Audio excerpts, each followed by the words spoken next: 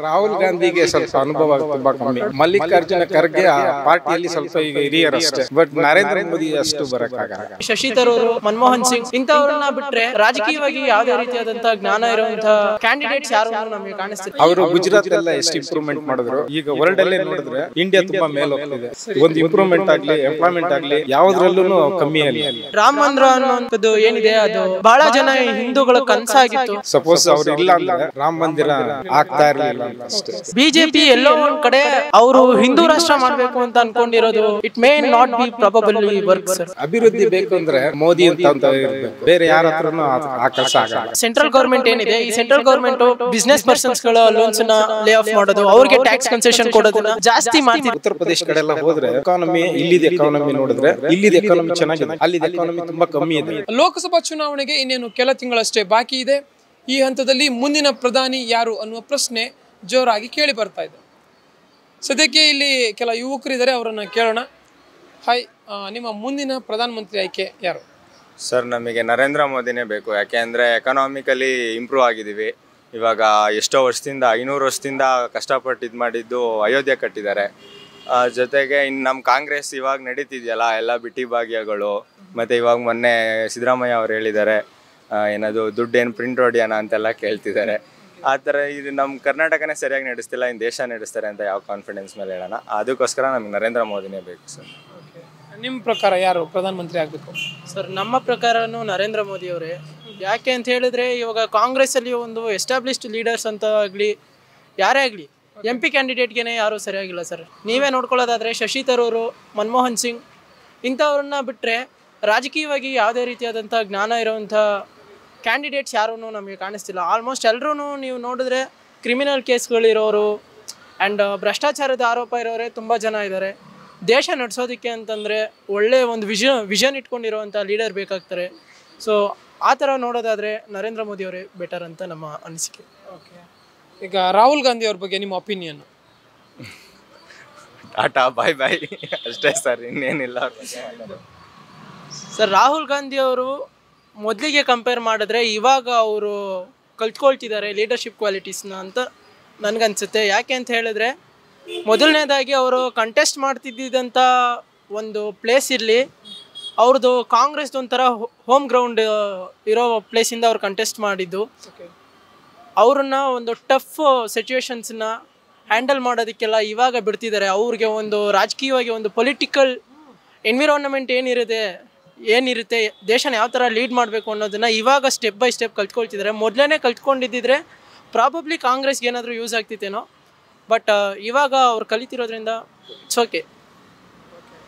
ಈಗ ನರೇಂದ್ರ ಮೋದಿ ಅವರೇ ಮತ್ತೆ ಪ್ರಧಾನಿ ಆಗಲಿ ಅಂದರೆ ಇನ್ನು ನಿಮ್ಮ ನೆಕ್ಸ್ಟ್ ಅವಧಿಗೆ ಎಕ್ಸ್ಪೆಕ್ಟೇಷನ್ಸ್ ಏನಿರುತ್ತೆ ಅಂತ? ಸರ್, ನೆಕ್ಸ್ಟ್ ಅವಧಿಗೆ ಎಕ್ಸ್ಪೆಕ್ಟೇಷನ್ಸ್ ಅಂತಂದರೆ ಎಂಪ್ಲಾಯ್ಮೆಂಟ್ ಕ್ರಿಯೇಟ್ ಆಗಬೇಕು ಸರ್.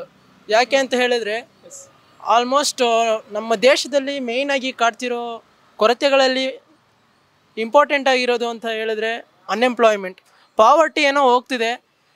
ಯಾರ್ಯಾರು ಏನೇನು ಓದುತ್ತಿದ್ರೋ ಅದಕ್ಕೆ ತಕ್ಕಂತಿರೋ ಅಂಥ ಕೆಲಸಗಳು ಸಿಗ್ತಿಲ್ಲ ಸರ್. ಇವಾಗ ನಾವೇ ನೋಡ್ಬೋದು, ಈ ಕ್ಲರ್ಕ್ ಪೋಸ್ಟ್ಗಳಿಗೆ ಇವಾಗ ಬರ್ತಿರೋ ಕ್ಲರ್ಕ್ ಪೋಸ್ಟ್ಗಳಿಗೇ ಆಲ್ಮೋಸ್ಟ್ ಡಬಲ್ ಗ್ರ್ಯಾಜುಯೇಟ್ಸು PhD ಮಾಡಿರೋರು ಅಪ್ಲೈ ಮಾಡ್ತಿದ್ರೆ. ಸೊ ಆ ಥರ ಆಗಬಾರ್ದು, ಅವ್ರ ರಿಸೋರ್ಸಸ್ ವೇಸ್ಟ್ ಆಗಬಾರ್ದು. ಆ ನಿಟ್ಟಲ್ಲಿ ನೋಡೋದ್ರಾದರೆ ಎಂಪ್ಲಾಯ್ಮೆಂಟ್ ಜನ್ರೇಷನ್ ಆಗಬೇಕು ಆಬ್ವಿಯಸ್ಲಿ. ಆ್ಯಂಡ್ ಎಜುಕೇಷನ್ ಮತ್ತು ಹೆಲ್ತ್ ಸೆಕ್ಟರ್ ಮೇಲ್ಗಡೆ ಇನ್ನೊಂದು ಸ್ವಲ್ಪ ಕಾಳಜಿ ವಹಿಸಬೇಕು ಸರ್.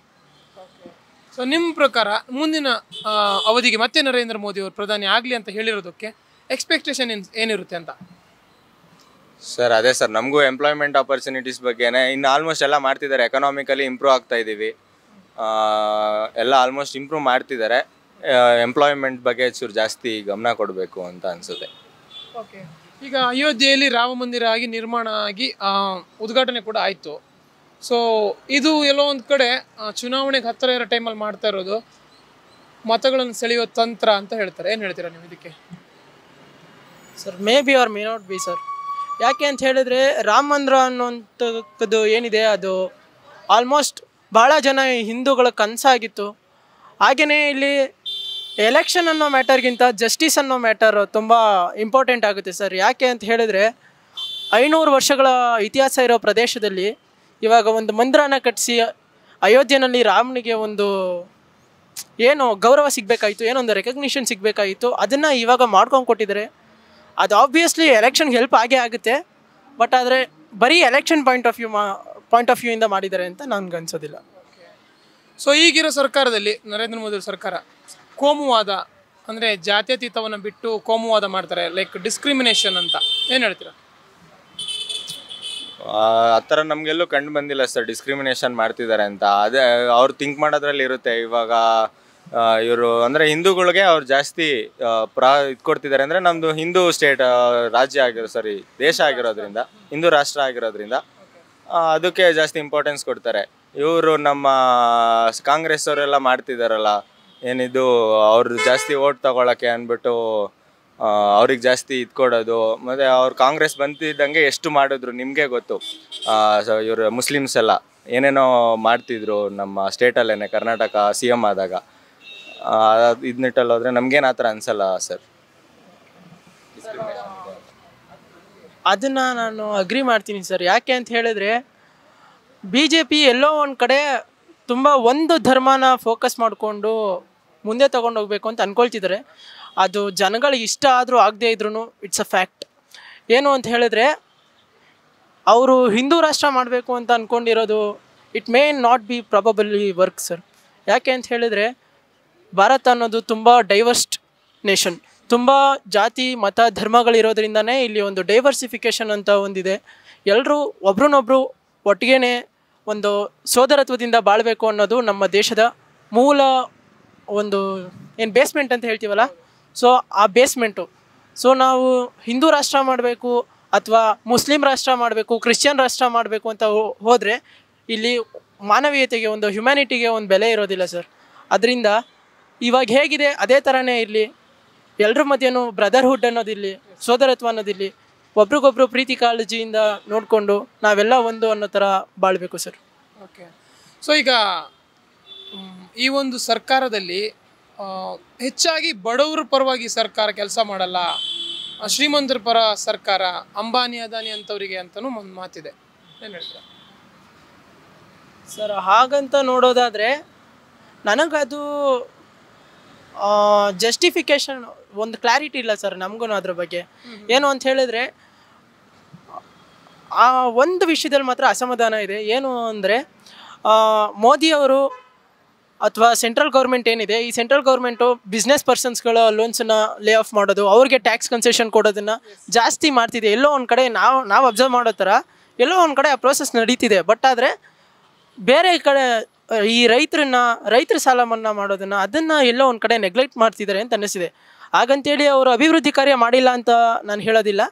ಜನ್ಧನ್ ಖಾತೆ ಆಗಿರಲಿ, ಕಿಸಾನ್ ಸನ್ಮಾನ್ ಯೋಜನೆ ಆಗಿರಲಿ, ಈ ಥರ ಕೆಲವೊಂದು ಯೋಜನೆಗಳನ್ನು ಕೊಟ್ಟಿದ್ದಾರೆ. ಬಟ್ ಆದರೆ ನೀವು ಬಿಸ್ನೆಸ್ ಪೀಪಲ್ಸ್ಗೆ ಕೊಡ್ತಿರೋವಂಥ ಬೆನಿಫಿಟ್ಸನ್ನು ಜನಗಳಿಗೆ ಕೊಡಿ. ಯಾಕೆ ಅಂತಂದರೆ ಬಿಸ್ನೆಸ್ ಪೀಪಲ್ಸ್ ಹತ್ರ ಆಲ್ರೆಡಿ ದುಡ್ಡಿರುತ್ತೆ ಸರ್. ಅವರು ಪ್ರಾಫಿಟ್ ಮಾಡ್ತಿರೋದ್ರಿಂದ ಅವ್ರು ಟ್ಯಾಕ್ಸ್ ಕಟ್ಟಬೇಕು. ನೀವು ಟ್ಯಾಕ್ಸ್ ಕನ್ಸೆಷನ್ನ ಕೊಟ್ಟರೆ ಗೌರ್ಮೆಂಟ್ಗೆ ದುಡ್ಡೆಲ್ಲಿಂದ ಬರುತ್ತೆ ಸರ್? ದುಡ್ಡು ಇನ್ಫ್ಲೋ ಕಡಿಮೆ ಆಗುತ್ತೆ, ಗೌರ್ಮೆಂಟ್ಗೆ ಔಟ್ಫ್ಲೋ ಜಾಸ್ತಿ ಆಗುತ್ತೆ. ಸೊ ಈ ದುಡ್ಡು ಇನ್ಫ್ಲೋ ಆಗಬೇಕು ಅಂದರೆ ನೀವು ರೈತರಿಗೆ ಕೊಡಿ ಸರ್. ಅವ್ರು ಅದನ್ನು ಬೆಳೆದು ಅವ್ರಿಗೆ ಒಂದು ಸಹಾಯ ಆದರೆ, ದೇಶ ರೈತದ ಬೆನ್ನೆಲುಬು ಅಂತ ಹೇಳ್ತಾರೆ. ಸೊ ರೈತರಿಗೆ ಒಂದು ಒಳ್ಳೆ ಬೆನ್ನೆಲುಬು ಸಿಕ್ಕಿದ್ರೆ, ಅವ್ರಿಗೊಂದು ಸಹಾಯ ಸಿಕ್ಕಿದ್ರೆ ದೇಶಕ್ಕೂ ಕೂಡ ತುಂಬ ಒಳ್ಳೆ ಸಹಾಯ ಆಗುತ್ತೆ. ಎಸ್, ನೀವೇನು ಹೇಳ್ತೀರಾ? ಅಂದರೆ ಬಡವ್ರ ಪರವಾಗಿ ಅಲ್ಲ, ಶ್ರೀಮಂತರ ಪರವಾಗಿ ಅಂತ ಸರ್ಕಾರ ಇರೋದು ಸರ್. ನಮ್ಗೆ ಆ ಥರ ಎಲ್ಲೂ ಅನಿಸಿಲ್ಲ. ನೀವು ಸಮರ್ಥನೆ ಅನ್ಕೊಬೋದು, ಆದ್ರೂ ಆ ಥರ ನಮಗೆಲ್ಲೂ ಕಂಡು ಬಂದಿಲ್ಲ. ಅವ್ರು ಏನೋ ಸ್ಟ್ರಾಟಜಿ ಇರ್ಬೋದು, ಏನು ಕತೆ ಅದ್ರ ಬಗ್ಗೆ ನಮ್ಗೆ ಗೊತ್ತಿಲ್ಲ ಸರ್. Okay, right. ಈಗ ನರೇಂದ್ರ ಮೋದಿ ಅವರು ನೀವು ನೋಡಿದ್ದೀರಾ, ಪ್ರೆಸ್ ಕಾನ್ಫರೆನ್ಸನ್ನು ಅಟೆಂಡ್ ಮಾಡಲ್ಲ. ಯಾಕೆ? ಎಲ್ಲೊಂದು ಕಡೆ ತಪ್ಪಿಸ್ಕೊಳ್ಳೋ ಯತ್ನನ, ಏನಂತೀರ ಇದ್ರ ಬಗ್ಗೆ? ಸರ್, ಪ್ರೆಸ್ ಕಾನ್ಫರೆನ್ಸ್ನ ಅವ್ರು ಅಟೆಂಡ್ ಮಾಡಿಲ್ಲ. ಬಟ್ ಆದರೆ ಈಸ್ ಅ ಡೇರಿಂಗ್ ಲೀಡರ್ ಅಂತ ನಾನು ಅಂದ್ಕೊಳ್ತೀನಿ. ಯಾಕೆ ಅಂತ ಹೇಳಿದರೆ ಅವ್ರದ್ದು ಒಂದು ಪ್ರೀವಿಯಸ್ ಇಂಟರ್ವ್ಯೂ ಇತ್ತು. ಅವ್ರು ಗುಜರಾತ್ CM ಆಗಿದ್ದಾಗ ಒಂದು ಇಂಟರ್ವ್ಯೂ ಕೊಟ್ಟಿದ್ರು. ಟೈಮ್ಸ್ ಆಫ್ ಯಾವುದು ಅಂತ ಜ್ಞಾಪಕ ಬರ್ತಿಲ್ಲ. ಬಟ್ ಆದರೆ ಒಬ್ಬರು ಬ್ರಿಟನ್ ಲೇಡಿಗೆ ಇಂಟರ್ವ್ಯೂನ ಕೊಟ್ಟಿದ್ರು. ಆ ಇಂಟರ್ವ್ಯೂನ ನೋಡಾದ್ಮೇಲೆ ನನಗನ್ಸುತ್ತೆ ಸರ್, ಅವ್ರಿಗೆ ಆ ಕೆಪಾಬಿಲಿಟಿ ಇದೆ. ಬಟ್ ಆದರೆ ಅವ್ರು ಅದನ್ನು ಶೋ ಆಫ್ ಮಾಡ್ಕೊಳ್ತಿಲ್ಲ. ಅವರೊಂದು ಸಲ ಬಂದು ಇಂಟರ್ವ್ಯೂ ಕೊಟ್ಟರೆ ಇವಾಗ ಜನರಿಗೆ ಏನೇನು ಡೌಟ್ಸ್ ಇದೆ ಅವರ ಲೀಡರ್ಶಿಪ್ ಕ್ವಾಲಿಟಿ ಮೇಲ್ಗಡೆ ಅದೆಲ್ಲ ಕ್ಲಿಯರ್ ಆಗ್ಬೋದು, ಅವ್ರಿಗೊಂದು ಪರ್ಟಿಕ್ಯುಲರ್ ವಿಷನ್ ಸಿಗ್ಬೋದು ಅಂತ ಅನಿಸುತ್ತೆ. ನರೇಂದ್ರ ಮೋದಿ ಅವರು ಪ್ರೆಸ್ ಕಾನ್ಫರೆನ್ಸ್ ಅಟೆಂಡ್ ಮಾಡಲ್ಲ, ಇದ್ರ ಬಗ್ಗೆ ಪ್ರೆಸ್ ಕಾನ್ಫರೆನ್ಸ್ ಅಟೆಂಡ್ ಮಾಡಲ್ಲ. ಅವ್ರವ್ರ ಮೈಂಡ್ ಸೆಟ್ಟಿಗೆ ಬಿಡಿಸ್ತಾರೆ. ಅವ್ರಿಗೇನೋ ಮಾಡಬಾರ್ದು ಅನಿಸಿದ್ರೆ ಮಾಡಲ್ಲ. ಕೆಲವರು ಎಷ್ಟೋ ಜನ ಶೋ ಆಫ್ ಮಾಡ್ಕೊಳಕ್ಕೆ ಇಷ್ಟಪಡಲ್ಲ. ನಾನು ಈ ಥರ ಮಾಡ್ತಾ ಇದ್ದೀನಿ ಅಂದರೆ ಪ್ರೆಸ್ ಮೀಟ್ ಮುಂದೆ ಬಂದ್ಬಿಟ್ಟು ರಾಜಕಾರಣಿಗಳು ನಾನು ಅದು ಮಾಡಿದ್ದೀನಿ, ನಾನು ಇದು ಮಾಡಿದ್ದೀನಿ ಅಂತ ಹೇಳ್ಕೊತಾರೆ. ಬಟ್ ನರೇಂದ್ರ ಮೋದಿ ಆ ಥರ ಏನು ಹೇಳ್ಕೊಂಡಿಲ್ಲ, ಬಟ್ ಮಾಡ್ತಿದ್ದಾರೆ. ರೈಟ್. ಎಲ್ಲೊಂದು ಕಡೆ ಒಂದು ರೆಡಿ ಆಗಿರುವಂಥ ಭಾಷಣ ತಗೊಂಬಂದು ಮಾತಾಡ್ತಾರೆ. ಪ್ರೆಸ್ ಕಾನ್ಫರೆನ್ಸ್ ಅಂದರೆ ಗೊತ್ತು, ಬೇರೆ ಬೇರೆ ಮೀಡಿಯಾಗಳಿಂದ ಬೇರೆ ಬೇರೆ ಪ್ರಶ್ನೆಗಳು ಬಾಣಗಳ ರೀತಿ ಬರ್ತಾ ಇರುತ್ತೆ. ಅದನ್ನು ತಡ್ಕೊಳ್ಳೋ ಕೆಪಾಸಿಟಿ ಅಥವಾ ಅದಕ್ಕೆ ಉತ್ತರ ಕೊಡುವಂಥ ಒಂದು ಕೆಪಾಸಿಟಿ ನರೇಂದ್ರ ಮೋದಿ ಅವ್ರಿಗೆ ಇಲ್ಲ ಅಂತಲೂ ಹೇಳ್ತಾರೆ. ಅವರು ಮಾಡ್ತಿರೋ ರಾಜಕಾರಣ ನೋಡಿದ್ರೆ ಅಂದರೆ ಅವ್ರು ದೇಶ ನಡೆಸ್ತಿರೋದು ನೋಡಿದ್ರೆ ಸುಮಾರು ಎಷ್ಟು ವರ್ಷದಿಂದ, ತುಂಬ ವರ್ಷದಿಂದ ಅವರೇ ಇದ್ದಾರೆ ಪ್ರೈಮ್ ಮಿನಿಸ್ಟರ್ ಆಗಿ. 10ನೇ ವರ್ಷ ಇದು. ಅದನ್ನ ನೋಡಿದ್ರೆ ಅವ್ರ ಕೆಪಾಸಿಟಿ ಇದೆ, ಬಟ್ ಏನಕ್ಕೆ ಮಾಡ್ತಿಲ್ಲ ನಮಗೂ ಅದ್ರ ಬಗ್ಗೆ ಗೊತ್ತಿಲ್ಲ. ಅವರೇ ಬಂದು ಅದ್ರ ಬಗ್ಗೆ ಉತ್ತರ ಕೊಟ್ಟರೆ ಎಲ್ರಿಗೂ ಒಂದು ಕ್ಲಾರಿಟಿ ಸಿಗುತ್ತೆ ಏನಿರ್ಬೋದು ಅಂತ. ಈಗ ಈ ಒಂದು ಕೇಂದ್ರ ಸರ್ಕಾರ ಏನಿದೆ, ಇದರಿಂದ ದಕ್ಷಿಣ ಭಾರತದ ರಾಜ್ಯಗಳಿಗೆ ಇನ್ಕ್ಲೂಡಿಂಗ್ ಕರ್ನಾಟಕ ಅನ್ಯಾಯ ಆಗ್ತಾ ಇದೆ ಅಥವಾ ತಕ್ಕ ಮಟ್ಟಿಗಿನ ಪ್ರಾಶಸ್ತ್ಯ ಸಿಗ್ತಾ ಇಲ್ಲ ಅನ್ನೋದು ಅದು ನಿಜ ಸರ್. ಯಾಕೆ ಅಂತ ಹೇಳಿದ್ರೆ ಒಂದು 2-3 ವರ್ಷದಲ್ಲಿ, ಈಗ ಒಂದು 2-3 ವರ್ಷದ ಹಿಂದೆ ತೊಗೊಂಡ್ರಿ ಸರ್, ನಮ್ಮಲ್ಲೂ ಬಿ ಜೆ ಪಿನೇ ಇತ್ತು, ಸ್ಟೇಟಲ್ಲೂ ಬಿ ಜೆ ಪಿನೇ ಇತ್ತು, ಸೆಂಟ್ರಲಲ್ಲೂ ಬಿ ಜೆ ಪಿನೇ ಇತ್ತು. ಬರ ಬಂದಾಗ ಆಗಲಿ ಅಥವಾ ಯಾವುದೇ ಒಂದು ಪ್ರವಾಹದ ಥರ ಏನಾದರೂ ಸಿಚುವೇಶನ್ ಆದಾಗ ಆಲ್ಮೋಸ್ಟ್ ಕೊಡಗು ಈ ಕಡೆ ಸೈಡೆಲ್ಲ ಇವಾಗ ಒಂದು 3-4 ವರ್ಷದ ಮುಂಚೆ ಮಳೆ ನೀರಿಂದ ಕೊಚ್ಕೊಂಡು ಹೋಗ್ಬಿಟ್ಟಿತ್ತು ಸರ್. ಆ ಟೈಮಲ್ಲಿ ಸೆಂಟ್ರಲ್ ಗೌರ್ಮೆಂಟ್ ಅವರು ನಮಗೆ ಯಾವುದೇ ರೀತಿಯಾದಂಥ ಫಂಡ್ಸನ್ನು ಕೊಡಲಿಲ್ಲ. ಅದನ್ನು ನೋಡಿದ್ರೆ ಬೇಜಾರಾಗುತ್ತೆ ಸರ್. ಯಾಕೆ ಅಂತ ಹೇಳಿದ್ರೆ ನಾವು ಕರ್ನಾಟಕದಿಂದ 25 MP ಎಲೆಕ್ಟ್ ಮಾಡಿ ಕಳಿಸಿದ್ದೀವಿ. ಹಾಗೆಯೇ ಇಲ್ಲಿ ಕರ್ನಾಟಕದಲ್ಲೂ ಅಷ್ಟೇ 112 ಜನನ್ನ ನಾವು ಬಿ ಜೆ ಪಿ ಗೌರ್ಮೆಂಟ್ ಬಂದಾಗ 112-113 ಜನ ಬಿ ಜೆ ಪಿ MLAs ಇದ್ದರು. ಅವರೆಲ್ಲರೂ ಇದ್ರ ಬಗ್ಗೆ ಮಾತಾಡ್ಬೋದಾಗಿತ್ತು ಪಾರ್ಲಿಮೆಂಟಲ್ಲಿ, ಬಟ್ ಆದರೆ ಅವರೂ ಮಾತಾಡಿಲ್ಲ. ಹಾಗೆಯೇ ಸರ್ ನಮಗೆ ರೆಗ್ಯುಲರ್ ಆಗಿ ಬಜೆಟಲ್ಲಿ ಕೊಡೋ ದುಡ್ಡನ್ನು ಕೊಡದೇ ಇದ್ರೂ ಪರವಾಗಿಲ್ಲ ಸರ್. ನಮ್ಮ ಸ್ಟೇಟ್ ಗೌರ್ಮೆಂಟ್ ಹಾಕೋ ಬಜೆಟಲ್ಲೇ ಹೇಗೋ ಸ್ಟೇಟ್ ಮೇಂಟೈನ್ ಆಗ್ತಿದೆ. ಬಟ್ ಆದರೆ ಈ ಪ್ರವಾಹ ಅಥವಾ ನ್ಯಾಚುರಲ್ ಕ್ಯಾಲಮಿಟೀಸ್ ಅನ್ನೋ ಟೈಮಲ್ಲಿ ಬಂದಾಗಲಾರು ಗೌರ್ಮೆಂಟ್ ಅವರು ನಮಗೇನಾದ್ರು ಒಂದು ಸ್ವಲ್ಪ ಪ್ರೊವೈಡ್ ಮಾಡಬೇಕು ಸರ್. ಯಾವುದೇ ರೀತಿಯಾದಂಥ ಫಂಡ್ಸ್ನಾಗಲಿ ನಮಗೆ ಆದಂಥ ಒಂದು ಪ್ರಾವಿಷನ್ಸ್ ಆಗಲಿ ಕ್ರಿಯೇಟ್ ಮಾಡ್ಕೊಂಡು ಕೊಡಬೇಕು. ಓಕೆ. ಈಗ ಒಬ್ಬ ಲೀಡರನ್ನು ನೋಡಿ ಇಲ್ಲಿನ MP ಗಳು ಅಥವಾ ಇಲ್ಲಿನ ಪ್ರಾದೇಶಿಕ ಲೀಡರ್ಗಳೇನಿದ್ದಾರೆ ಅವರನ್ನು ಆಯ್ಕೆ ಮಾಡೋದು ಎಷ್ಟರ ಮಟ್ಟಿಗೆ ಸರಿ ಅಂತೀರಾ ನೀವು? ಈಗ ನರೇಂದ್ರ ಮೋದಿ ಅವರ ಅಲೆ ನಡೀತಾ ಇದೆ. ನರೇಂದ್ರ ಮೋದಿ ಅವ್ರ ಪರವಾಗಿ ಅಂದರೆ BJP ಇಂದ ಯಾವ ಕ್ಯಾಂಡಿಡೇಟ್ ನಿಂತಿರ್ತಾರೆ ಅವರನ್ನು ಗೆಲ್ಲಿಸೋದಾಗಿರಲಿ ಅಥವಾ ರಾಹುಲ್ ಗಾಂಧಿ ಅವರಿಗೋಸ್ಕರ ಯಾವುದೇ ಲೀಡರ್ಗಾಗಿರಲಿ ಅವರನ್ನು ಆಯ್ಕೆ ಮಾಡೋದು ಎಷ್ಟರ ಮಟ್ಟಿಗೆ ಸರಿ ಅಂತೀರಾ? ಸರ್ 100 ಅಲ್ಲ ಸರ್, 200% ತಪ್ಪು ಸರ್. ಇವಾಗ BJP ಅವರು ಸೋಲೋದಕ್ಕೂ ಮೇನ್ ರೀಸನ್ ಇದೆ ಸರ್. ಸ್ಟೇಟ್ ಎಲೆಕ್ಷನ್ನಲ್ಲಿ ಕ್ಯಾಂಡಿಡೇಟ್ಸ್ ಯಾರ್ಯಾರು ಎಲೆಕ್ಷನ್ಗೆ ನಿಂತ್ಕೊಂಡಿದ್ರು ಅವ್ರನ್ನೆಲ್ಲರೂ ನೋಡೋದಾಗಿದ್ರೆ ಅವ್ರದ್ದೇ ಆದಂಥ ಪರ್ಸ್ನಲ್ ಕಾಂಟ್ರಿಬ್ಯೂಷನ್ ಏನೂ ಇಲ್ಲ ಸರ್. ಮೋದಿ ಅವ್ರ ಮುಖ ನೋಡಿಕೊಂಡು ಮೋದಿ ಅವರು ಇಲ್ಲಿಗೆ ಬಂದು ಅವರು ರ್ಯಾಲಿ ಶೋಸನ್ನು ಮಾಡಿ ರೋಡ್ ರ್ಯಾಲೀಸನ್ನು ಮಾಡಿ ಅವರನ್ನು ನೋಡಿಕೊಂಡು ನಮಗೆ ವೋಟ್ ಹಾಕ್ತಾರೆ ಅಂತ ಹೇಳಿ ತುಂಬ ಜನ ಅವ್ರವ್ರ ಕಡೆ ಆದಂಥ ಕಾಂಟ್ರಿಬ್ಯೂಷನ್ ಏನು ಮಾಡಬೇಕಾಗಿತ್ತು ಅವರವರ ಗೌರ್ನಮೆಂಟಿಂದ ಕ್ಯಾಂಡಿಡೇಟ್ಸ್ ಯಾರ್ಯಾರಿದ್ದಾರೆ ಅವರು ಏನೇನು ಅವ್ರ ಕೆಲಸ ಮಾಡಬೇಕಾಗಿತ್ತು, ಅವ್ರವ್ರ ಕಾನ್ಸ್ಟಿಟ್ಯೂಯೆನ್ಸಿಗೆ ಏನೇನು ಕೆಲಸ ಮಾಡಬೇಕಾಗಿತ್ತು ಅದನ್ನು ಮೋಸ್ಟ್ ಆಫ್ ದೆಮ್ ಯಾರೂ ಮಾಡಿಲ್ಲ ಸರ್. ಆ ಥರ ಒಬ್ಬ ಲೀಡರನ್ನು ನೋಡಿ ನಾವು ವೋಟ್ ಹಾಕಿದ್ರೆ ಮೇ ಬಿ ಎಲ್ಲೋ 100ರಲ್ಲಿ 1 ವಿಷಯ ಒಳ್ಳೇದಾಗ್ಬೋದು ಸರ್. ಯಾಕೆ ಅಂತ ಹೇಳಿದ್ರೆ ಅಟ್ ದ ಎಂಡ್ ನಮ್ಮ ಕಾನ್ಸ್ಟಿಟ್ಯೂಯೆನ್ಸಿನಲ್ಲಿ ಏನು ಕೆಲಸ ನಡೀತಿಲ್ಲ ಅಂದರೆ ಇವಾಗ ಒಬ್ಬ ಲೀಡರನ್ನು ನೋಡಿಕೊಂಡು ನೀವು 50 ಜನ ಅರ್ಹತೆ ಇಲ್ಲದೆ ಇರೋರನ್ನ ಗೆಲ್ಲಿಸ್ತೀರಾ. 50 ಜನ ಅರ್ಹತೆ ಇಲ್ಲದೆ ಇರೋರನ್ನ ಗೆಲ್ಸಿದ್ರೆ ಆ 50 ಜನ 50 ಕಾನ್ಸ್ಟಿಟ್ಯೂಯೆನ್ಸಿನಲ್ಲಿ 50 ಲಕ್ಷ ಜನ ಇದ್ದಾರೆ ಅಂತ ಅನ್ಕೊಳ್ಳಿ. ಅಷ್ಟು ಜನಕ್ಕೆ ಅನ್ಯಾಯ ಆಗಲ್ವಾ ಸರ್? ಅದನ್ನೇ ಕೇಳಿದ್ದು ನಾನು. ಸೊ ಹಾಗಾಗಿ ನಿಮ್ಮ ಪ್ರಕಾರ ನೋಡೋಕೆ ಹೋದ್ರೆ ಈಗ ಒಂದು ಪರ್ಟಿಕ್ಯುಲರ್ ಕಾನ್ಸ್ಟಿಟ್ಯೂಯೆನ್ಸಿಯಲ್ಲಿ ಅವರನ್ನು ಆಯ್ಕೆ ಮಾಡೋದು ಅಂತಂದರೆ ಈಗ ನರೇಂದ್ರ ಮೋದಿ ಅವರ ಒಂದು ವರ್ಚಸ್ಸನ್ನು ಇಟ್ಕೊಂಡು ಆಯ್ಕೆ ಮಾಡೋದು ಎಷ್ಟರ ಮಟ್ಟಿಗೆ ಸರಿ ಅಂತೀರಾ? ಅಥವಾ ಬೇರೆ ಯಾವುದೇ ಲೀಡರನ್ನು ವರ್ಚಸ್ಸು ಇಟ್ಕೊಂಡು ಅಲ್ಲಿನ ಲೋಕಲ್ ಲೀಡರ್ಸನ್ನು ಅಂದರೆ ಇಲ್ಲಿ MP ಇಲ್ಲಿಗೆ ಏನು ಮಾಡಬೇಕು ಅವನ ಕರ್ತವ್ಯಗಳನ್ನು ನೀಟಾಗಿ ಮಾಡಿದ್ರೆ ಮಾತ್ರ ಅವನ್ನ ಆಯ್ಕೆ ಮಾಡಬೇಕು ಆ ಒಂದು ಆಧಾರದ ಮೇಲೆ. ಸೊ ನಿಮ್ಗೇನು ಅನಿಸುತ್ತೆ ಈ ನಿಟ್ಟಿನಲ್ಲಿ? ಸರ್ ನಮ್ಮ ಕಾನ್ಸ್ಟಿಟ್ಯೂಯೇಷನ್ MP ಯಾರು ಅಂತಲೇ ನನಗೆ ಸರಿಯಾಗಿ ಗೊತ್ತಿಲ್ಲ ಸರ್. ನಮ್ಮ ಕಾನ್ಸ್ಟಿಟ್ಯೂಯೆಂಟಲ್ಲಿ ಯಾರಿದ್ದಾರೆ ಅಂತ ನಾವು ನರೇಂದ್ರ ಮೋದಿ ಮುಖ ನೋಡಿಕೊಂಡೇ ನಾವು ಇವಾಗ ವೋಟ್ ಹಾಕ್ತಾ ಇರೋದು ಅವ್ರಿಗೆ ಅಂತ.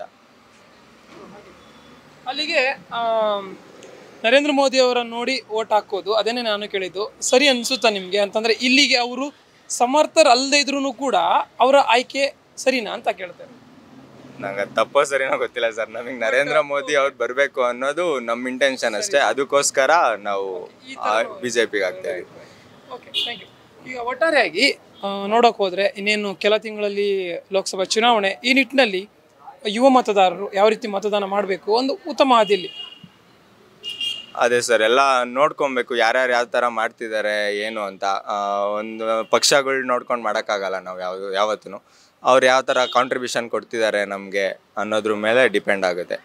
ವೋಟ್ ಮಾಡಬೇಕು ಅದನ್ನ ನೋಡಿಕೊಂಡು ಯುವಕರು ಅಂತ ಅನಿಸುತ್ತೆ. ನಿಮ್ಮ ಪ್ರಕಾರ ಯಾವ ರೀತಿ ವೋಟ್ ಮಾಡಬೇಕು ಒಂದು ಒಳ್ಳೆಯ ಮಾರ್ಗದಲ್ಲಿ ಅಂತ? ಸರ್, ನನ್ನ ಪ್ರಕಾರ ಅಂದರೆ ನಮ್ಮ ಜನಗಳಿಗೆ ತುಂಬ ರೂಢಿ ಆಗ್ಬಿಟ್ಟಿದೆ ಸರ್. ಏನು ಅಂದರೆ 3 ಪಕ್ಷ 3 ಗುರುತು 3 ಓಟು.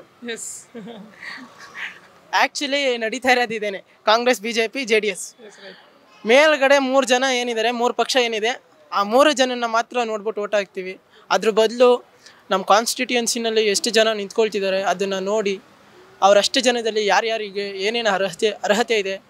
ನಾವು ಮೈ ವೋಟರ್ ಹೆಲ್ಪ್ಲೈನ್ ಆ್ಯಪ್ನ ತೆಗೆದ್ರೆ ಅದರೊಡನೆ ಕ್ಯಾಂಡಿಡೇಟ್ ಇನ್ಫಾರ್ಮೇಷನ್ ಎಲ್ಲ ತೋರಿಸುತ್ತೆ. ಸೊ ಅದನ್ನು ನಾವು ನೋಡಿಕೊಂಡು ನಮ್ಮ ಕಾನ್ಸ್ಟಿಟ್ಯೂನ್ಸಿನಲ್ಲಿ ಯಾರಿಗೆ ಅರ್ಹತೆ ಇದೆ ಅವ್ರಿಗೆ ವೋಟ್ ಮಾಡಿ ಅಂತ ನಾನು ಕೇಳಿ. ಸರ್ ನಮಸ್ತೆ, ನಿಮ್ಮ ಮುಂದಿನ ಪ್ರಧಾನಿ ಆಯ್ಕೆ ಯಾರು ಸರ್? ನಮ್ಮದು ಮೋದಿನೇ ಸರ್. ನರೇಂದ್ರ ಮೋದಿ ಅವರೇ ಆಗಬೇಕಾ? ಯಾಕೆ ಸರ್? ಯಾಕೆಂದರೆ ಅಭಿವೃದ್ಧಿ ಬೇಕು ಅಂದರೆ ಮೋದಿ ಅಂತ ಇರಬೇಕು. ಬೇರೆ ಯಾರ ಹತ್ರನೂ ಆ ಕೆಲಸ ಆಗಲ್ಲ ಅಂತ. ಸೊ ನರೇಂದ್ರ ಮೋದಿ ಅವರು ಮತ್ತೆ ಬರಲಿ ಅಂದರೆ ಈಗ ಅವರನ್ನು ಸೋಲಿಸುವ ನಿಟ್ಟಿನಲ್ಲಿ INDA ಅನ್ನುವ ಮೈತ್ರಿಕೂಟವನ್ನು ಮಾಡ್ಕೊಂಡಿದ್ದಾರೆ. ಅಲ್ಲಿಂದ ಕೇಳಿ ಬರ್ತಾ ಇರೋ ಹೆಸರು ರಾಹುಲ್ ಗಾಂಧಿ ಅವ್ರದ್ದು ಪ್ರಧಾನಿ ಅಭ್ಯರ್ಥಿಯಾಗಿ. ಅವರ ಬಗ್ಗೆ ನಿಮ್ಮ ಅಭಿಪ್ರಾಯ? ಅವ್ರನ್ನ ಕೇಳ್ತಿದಾರ, ಮಲ್ಲಿಕಾರ್ಜುನ ಖರ್ಗೆ ಕೇಳ್ತಾ ಇದ್ದಾರ? ಅಲ್ಲ, ಈಗ ಪ್ರಧಾನ ಅಭ್ಯರ್ಥಿ ಅಂತ ಮಲ್ಲಿಕಾರ್ಜುನ ಖರ್ಗೆ ಹೇಳ್ತಿದ್ದಾರೆ ಎಲ್ಲ ಅವರು. ಇಲ್ಲ, ಕೆಲವೊಮ್ಮೆ ಈಗ ರಾಹುಲ್ ಗಾಂಧಿ ಅವರೇ ಇದ್ದಾರೆ, ಕೆಲವೊಮ್ಮೆ ಮಲ್ಲಿಕಾರ್ಜುನ ಖರ್ಗೆ ಅವರ ಹೆಸರು ಕೂಡ ಕೇಳಿ ಬರ್ತಾ ಇದೆ. ನಿಮ್ಮ ಪ್ರಕಾರ ಈಗ ಇಬ್ಬರನ್ನು ತಗೊಳ್ಳೋದಾದ್ರೆ ಯಾರು ಸೂಕ್ತ ಅನ್ಸುತ್ತೆ? ಈಗ ಹಿರಿತಲೆ ಆದಂಥ ಮಲ್ಲಿಕಾರ್ಜುನ ಖರ್ಗೆ ಅವ್ರು ಕರೆಕ್ಟ್ ಅನ್ಸುತ್ತಾ ಅಲ್ಲಿಂದ, ಅಥವಾ ರಾಹುಲ್ ಗಾಂಧಿ? ರಾಹುಲ್ ಗಾಂಧಿಗೆ ಸ್ವಲ್ಪ ಅನುಭವ ತುಂಬ ಕಡಿಮೆ. ಓಕೆ, ಅವ್ರಿಗೆ ಹೆಂಗೆ ನಡ್ಕೊಂಡು ಹೋಗ್ಬೇಕು ಅಂತ ಗೊತ್ತಾಗ್ತಿಲ್ಲ ಅವ್ರಿಗೆ. ಅದರಿಂದ ಸ್ವಲ್ಪ ಪ್ರಾಬ್ಲಮ್ ಅಷ್ಟೇ, ಬೇರೆ ಏನೇನಿಲ್ಲ. ಹಾಗಿದ್ರೆ ಮಲ್ಲಿಕಾರ್ಜುನ ಖರ್ಗೆ ಅವರನ್ನೇ ಕನ್ಸಿಡರ್ ಮಾಡೋದಾದ್ರೆ ಅವ್ರ ಬಗ್ಗೆ ಏನು ಹೇಳ್ತೀರಾ? ಮಲ್ಲಿಕಾರ್ಜುನ ಖರ್ಗೆ ಆ ಪಾರ್ಟಿಯಲ್ಲಿ ಸ್ವಲ್ಪ ಈಗ ಹಿರಿಯರಷ್ಟೇ, ಅವ್ರಿಗೂ ಸ್ವಲ್ಪ ಅನುಭವ ಸ್ವಲ್ಪ ಇದೆ, ಅವ್ರಿಗೇನ ಪರವಾಗಿಲ್ಲ ಅಷ್ಟೇ. ರಾಹುಲ್ ಗಾಂಧಿ ಅವರಿಗಿಂತ? ಹಾಂ, ಹೌದು. ಬಟ್ ನರೇಂದ್ರ ಮೋದಿ ಅಷ್ಟು ಬರೋಕ್ಕಾಗಲ್ಲ. ಅವ್ರು ಹೇಗೆ ಇದು ಮಾಡ್ತಾರೆ ಅಂತ ಬೇರೆ ಇವರಿಗಿನ್ನ ನರೇಂದ್ರ ಮೋದಿಗೆ ಚೆನ್ನಾಗಿ ಬರುತ್ತೆ. ಯಾಕೆ ನರೇಂದ್ರ ಮೋದಿ ಅವರು 2 ಬಾರಿ ಪ್ರಧಾನಿ ಆಗಿದ್ರು ಅಂತನಾ? ಅದು ಹೌದು. ಅವರು ಗುಜರಾತ್ ಎಲ್ಲ ಎಷ್ಟು ಇಂಪ್ರೂವ್ಮೆಂಟ್ ಮಾಡಿದ್ರು, ಹಾಗೆ ಈಗಿರೋ ನಮ್ಮ ಇಂಡಿಯಾದ ಪೊಸಿಷನ್ ಕೂಡ ಚೆನ್ನಾಗಿದೆ. ಈಗ ವರ್ಲ್ಡಲ್ಲೇ ನೋಡಿದ್ರೆ ಇಂಡಿಯಾ ತುಂಬ ಮೇಲೆ ಹೋಗ್ತಿದೆ. ಯಾವುದಕ್ಕೋಸ್ಕರ? ನರೇಂದ್ರ ಮೋದಿಗೋಸ್ಕರ. ಆ ಇದರಲ್ಲಿ ಹೇಳ್ತಾ ಇರೋದು. ಒಂದು ಇಂಪ್ರೂವ್ಮೆಂಟ್ ಆಗಲಿ, ಎಂಪ್ಲಾಯ್ಮೆಂಟ್ ಆಗಲಿ, ಫಾರಿನರ್ಸ್ ನಮ್ಮ ಇಂಡಿಯಾಗೆ ಬರೋದಾಗಲಿ, ನಮ್ಮ ಇಂಡಿಯಾದವರು ಫಾರಿನ್ಗೆ ಹೋಗೋದಾಗಲಿ, ಯಾವುದ್ರಲ್ಲೂ ಕಮ್ಮಿ ಇಲ್ಲ.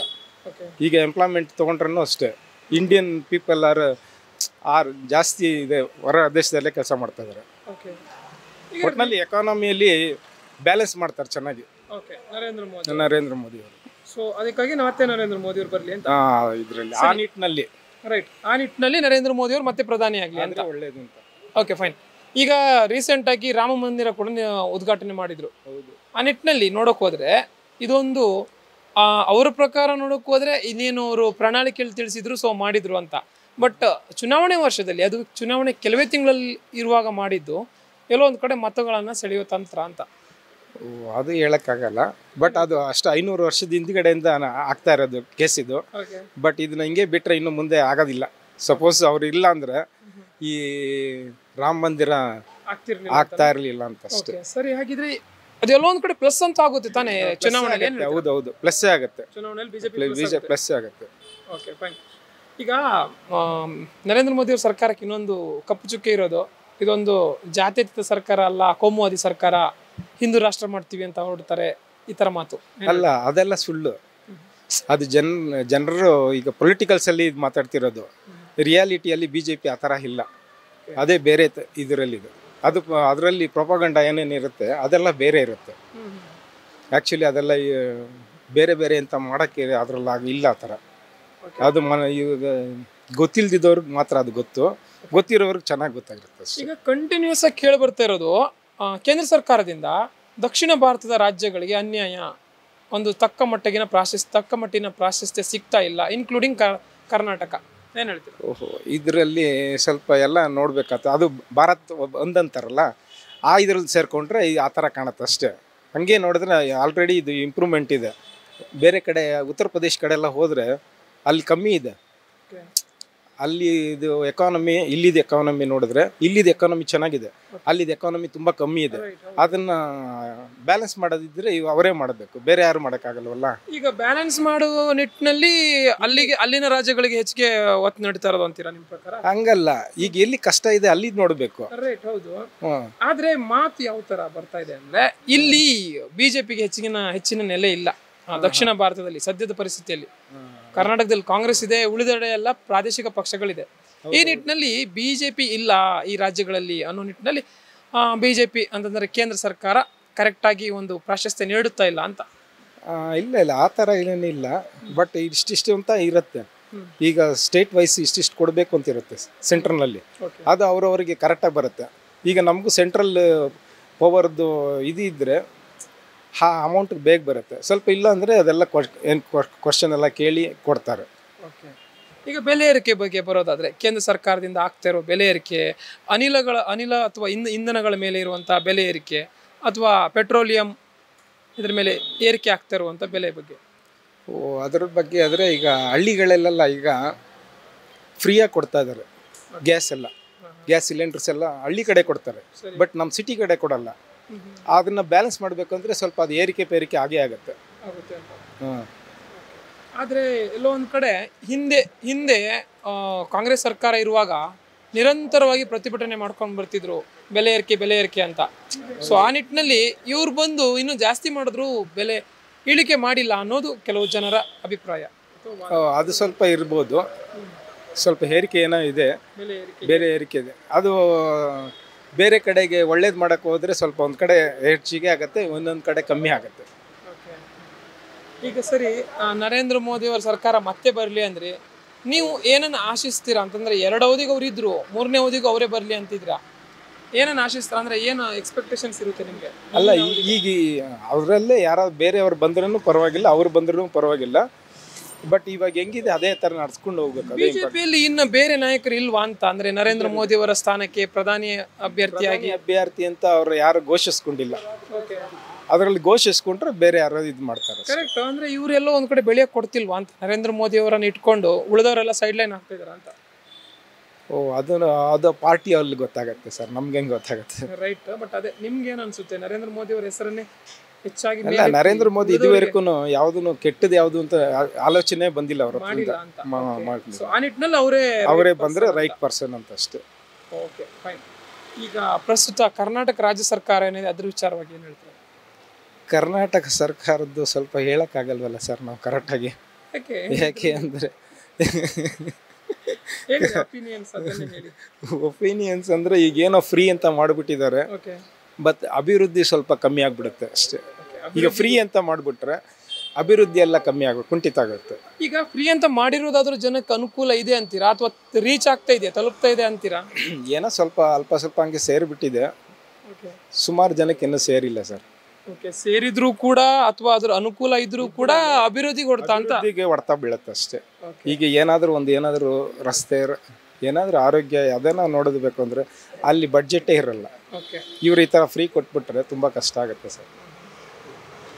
ಎಲ್ಲ ಅದು ಒಳ್ಳೇದೇ, ಸ್ವಲ್ಪ ತುಂಬಾ ಬಡವರು ಇದ್ರೆ ನೋಡಿ ಕೊಡಬೇಕು. ಈಗ ವಯಸ್ಸಾಗಿರ್ತವೆ, ಸಪೋಸು 60 ಇಯರ್ಸ್ ಮೇಲಾಗಿರುತ್ತೆ, ಅವ್ರಿಗೆ ಫ್ರೀ ಇಲ್ಲ ಬಸ್ಸು, ಬಟ್ ಲೇಡೀಸ್ ಅಂತ ಹೇಳ್ಬಿಟ್ಟು ಫ್ರೀ ಬಿಟ್ಟಿದ್ದಾರೆ. ಅದು ಒಳ್ಳೇದೇ, ತಪ್ಪಲ್ಲ, ಬಟ್ ಸ್ವಲ್ಪ ಜನಕ್ಕೆ ಒಳ್ಳೇದಾಗುತ್ತೆ, ಸುಮಾರು ಜನಕ್ಕೆ ಕೆಟ್ಟದಾಗತ್ತೆ. ಸುಮ್ಮನೆ ಓಡಾಡ್ತಾ ಇರ್ತಾರೆ. ಆ ಇದರಲ್ಲಿ ಏನೋ ನೋಡಬೇಕು. ಇದು ಬೆಂಗಳೂರು ಸೆಂಟ್ರಲ್ ಅಲ್ವಾ? PC ಮೋಹನ್ ಅಂತಾನೆ. ಹೌದು, PC ಮೋಹನ್. ಓಕೆ.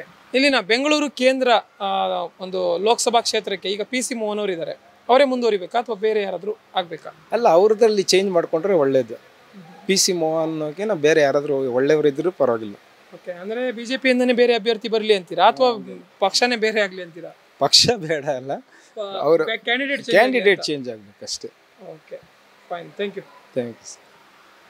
ಎಸ್ ವೀಕ್ಷಕರೇ, ಇದಾಗಿತ್ತು ಲೋಕಸಭೆ ಬಗ್ಗೆನೇ, ಹಾಗೇನೆ ಮುಂದಿನ ಪ್ರಧಾನಮಂತ್ರಿ ಯಾರಾಗಬೇಕು ಅನ್ನೋದ್ರ ಬಗ್ಗೆ ಜನರ ಅಥವಾ ಮತದಾರರ ನೇರವಾದ ಮಾತು. ಕ್ಯಾಮ್ರಾ ಪರ್ಸನ್ ಸಂದೀಪ್ ಜೊತೆ ಜಯಲೈಗೌಡ್, ಕರ್ನಾಟಕ ಟಿವಿ, ಬೆಂಗಳೂರು.